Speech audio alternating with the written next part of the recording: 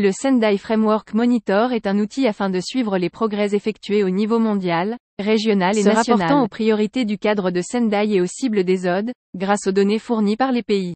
Pour une série d'objectifs et d'indicateurs déterminés. Le suivi du cadre de Sendai diffère du suivi mené pour le cadre d'action de Hyogo.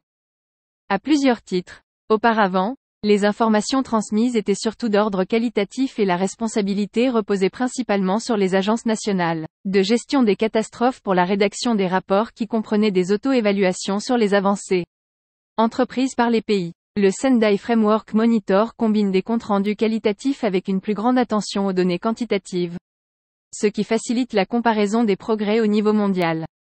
De plus, le Sendai Framework Monitor permet à plusieurs utilisateurs de saisir des données, par exemple, le personnel concerné de différents ministères ou même des représentants d'ONGs impliqués dans la RRC, si les pays le souhaitent.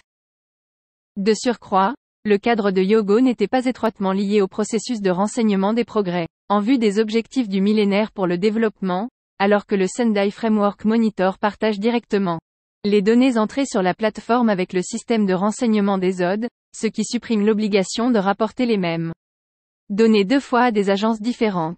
Durant une réunion du groupe de travail en 2016, le Japon a présenté une évaluation informelle de sa capacité à renseigner les indicateurs du cadre de Sendai, y compris en termes de données disponibles. Après avoir encouragé les États membres à mener le même exercice, l'UNDRR a examiné, sur la base du volontariat, la disponibilité des données au niveau mondial, au début de l'année 2017. 87 pays dans le monde ont contribué à cette évaluation, dont 25 pays des régions de l'Asie et du Pacifique. Cette évaluation a permis de constater qu'aucun pays dans le monde ne disposait de toutes les données nécessaires et qu'aucun pays n'avait indiqué pouvoir les rendre disponibles ou les collecter facilement.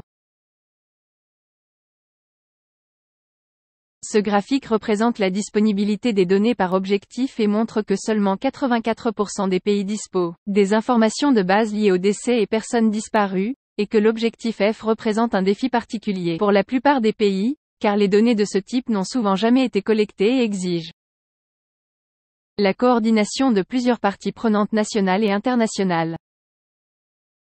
Ce processus d'évaluation confirme que les États membres sont tous dans la même situation et doivent commencer par simplement renseigner les données dont ils disposent, tout en travaillant à renforcer la collecte des données concernant les dommages et les pertes.